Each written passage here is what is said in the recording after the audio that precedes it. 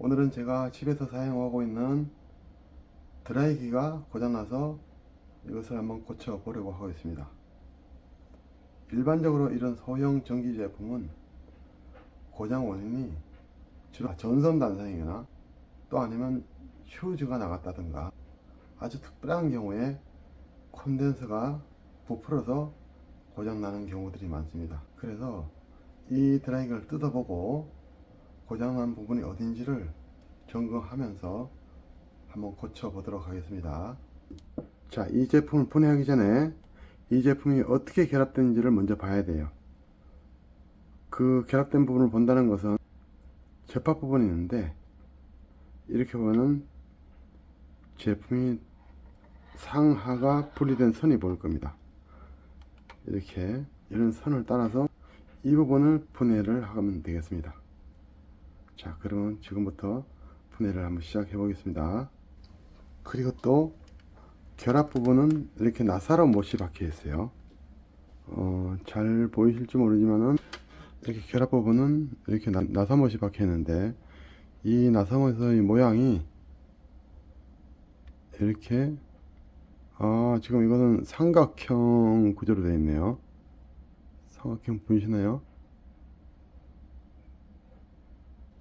그래서 이런 특수 스크류인 삼각형 모양의 나사못을 풀기 위해서는 별도의 스크류 드라이브 세트가 필요합니다.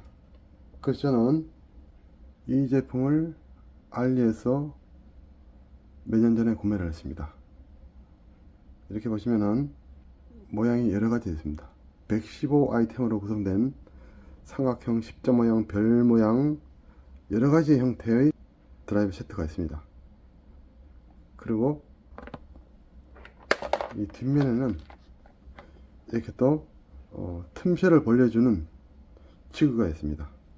이런 거를 저는 한 17,000원에 구매했습니다. 이런 거 하나 있으면은 이런 소형 전기 제품 또 아니면은 아주 소형 전자 제품 이런 거 수리하는데 요긴하게 다방면으로 사용할 수 있기 때문에 하나 정도 구매해 놓으시면은 아마 도움이 좀 될 겁니다. 만약 필요하시다면 댓글로 남겨주시면은 제가 이 아이템에 대한 구매 방법에 대해서는 구매처를 설명드리겠습니다. 우선 결합된 나사못을 풀어 보겠습니다.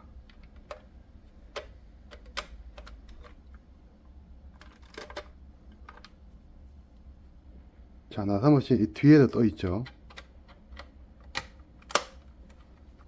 자, 그러면 제품을 분해를 해 보겠습니다. 분해할 때는 이렇게 틈새가 잘 벌어지기 쉬운 쪽, 긴 쪽이나 곡선이 적은 쪽을 먼저 벌려주면 훨씬 일이 편할 겁니다.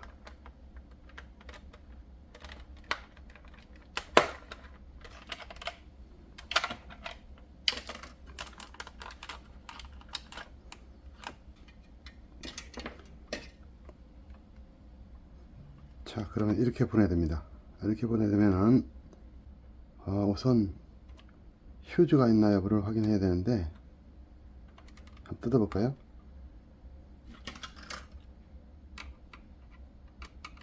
스위치 부분을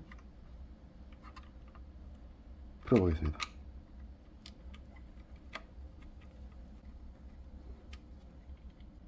여기는 휴즈가 하나도 없습니다. 없고 단순히 스위치 부분도 있고 콘덴서도 있고 이렇게 아주 단순한 구조로 되네요. 이 부분이 팬이고, 자, 그럼 스위치 부분은 다시 결합을 하겠습니다.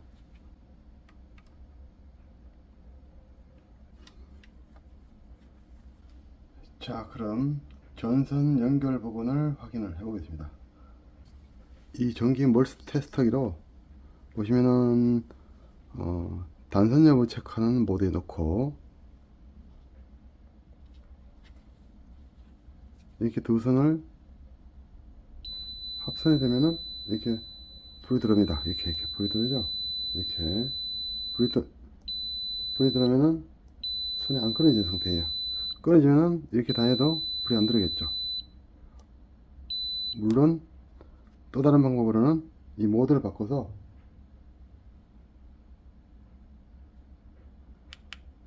저항값이 놓고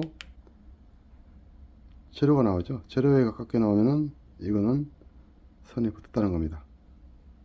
이렇게 두 가지 방법으로 측정할 수 있습니다. 저는 단락 여부를 확인하는 모드에 넣고 테스트 해 보겠습니다. 자, 그럼 전기 코드의 제일 끝부분을, 그리고 이 선에 연결된 부분에 터치를 해주면은, 자, 불이 들어오죠. 이러면은 이 선은 이상 없다는 겁니다. 이 선이 이렇게 연결됐네요. 자, 이 상태에서 전기 단선 여부를 테스트 해 보겠습니다. 저는 사실은 드라이기를 분해하기 전에 테스트 해봐서 끊어진 부분을, 여기 끊어진 부분을 확인해 봤습니다. 그렇지만은 다시 한 번 더 확인해 보겠습니다. 저는 코드를 연결하고 이렇게 전기 스위치를 올리면은 되다 안 되다 그러죠. 선이 어디로 붙었다 떨어졌다 하는 형태겠죠 지금.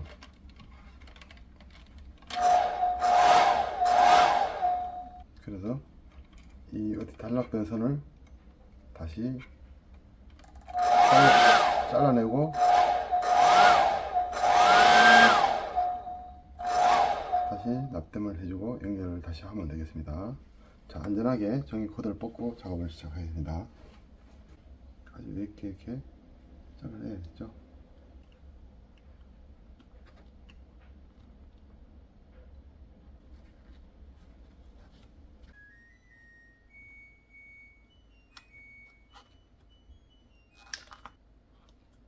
다시 연결할 부분을 탈피를 해줍니다. 전선에 탈피를 해줍니다.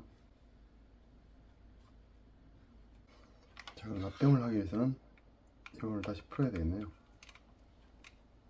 여기 단선 여부가 확인이 됐기 때문에 풀어서 다시 납땜 부분을 연결하겠습니다. 자, 그럼 지금부터 납땜을 해보겠습니다. 이렇게 납땜을 할 때 또 연결된 부분이 다시 끊어질 염려가 있기 때문에 저는 이 다이소에서 열수축 튜브를 사왔습니다. 이걸 구부러지는 부분에 끼우면은 훨씬 더 오래, 단선이 안되고 오래 사용할 수 있겠죠. 이거 다이소는 1,000원밖에 아닙니다. 먼저 이 튜브를 이렇게 사용합니다. 튜브를 잘 꽂고 나서 지금 이 부분 납땜을 할 건데요. 여기는 AC이기 때문에 위치가 구별이 없습니다. 아무 곳에나 넣어주면 됩니다. 저는 납을 이렇게 사용합니다. 다선 볼펜을 이용해서 그 속에 볼펜 심 대신에 납을 이렇게 감아서 집어넣고 쓰면은 훨씬 더 분실된 영역이 없을 뿐더러 이렇게 쓰는 만큼 뽑았으면은 훨씬 더 편하게 사용할 수 있습니다. 이것도 하나의 팁이겠죠. 따라해 보세요. 자, 그럼 납땜을 해보겠습니다. 먼저 모재를 적당히 살짝만 예열해주고 납을 묻혀주면 납땜이 쉽게 됩니다. 자, 그러면 이 부분은 스위치 부분을 조립하겠습니다.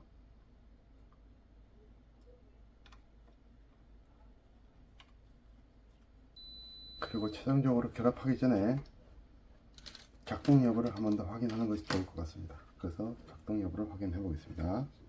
저는 코드를 꽂고요. 현재 이 부분은 전기가 들어있기 때문에 조심해서 만져야 됩니다. 자, 그럼 스위치를 올려보겠습니다. 꽂고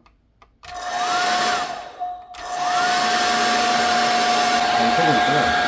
아까처럼 이렇게 꽂는 부분을 이렇게 흔들어도 완성이 되는 부분이 없습니다. 알겠습니다.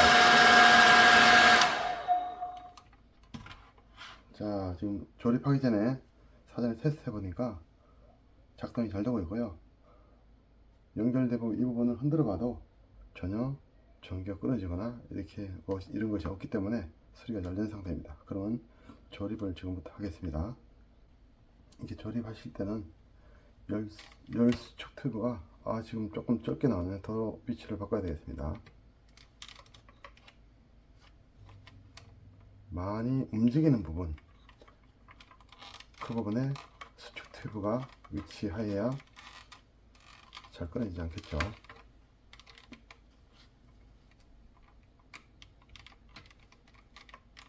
자, 보시면은 여기가 잘 단선이 되는 부분인데 이 부분보다 조금 더 길게 나오기 때문에 주로 사용하다 보면은 이렇게 움직여서 이 부분이 많이 꺼내지겠죠. 이 부분이 그렇기 때문에 이 부분이 꺼내지는데 여기에 수축 튜브를 감쌌기 때문에 조금 더 안전할 겁니다. 자, 그러면은 나머지 케이스를 덮어서 조립을 마무리하겠습니다. 자, 그러면은 수리가 완료되기 때문에 조립을 해보겠습니다.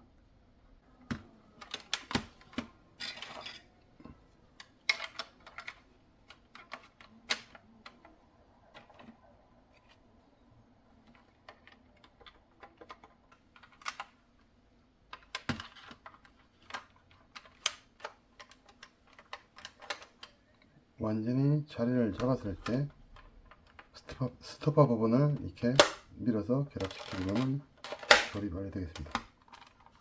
이쪽도 마찬가지 자기 자리를 부품이 찾고 있을 때 스토퍼 부분을 이렇게 밀어주면 결합이 완료되겠습니다. 여기도 그리고 처음에 보내한 나사못을 원위시켜서 박아주겠습니다.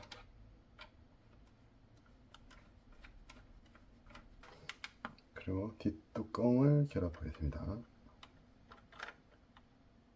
항상 구조를 보시면은 이렇게 되어 있기 때문에 여기 틈새가 있기 때문에 이쪽으로 오른쪽으로 돌려서 체결하는 구조입니다.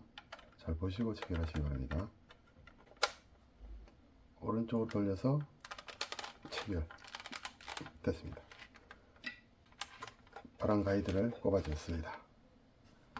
자, 그러면 소리가 이것으로 끝났습니다. 자, 그러면 전기 코드를 다시 꽂고 테스트 해볼까요?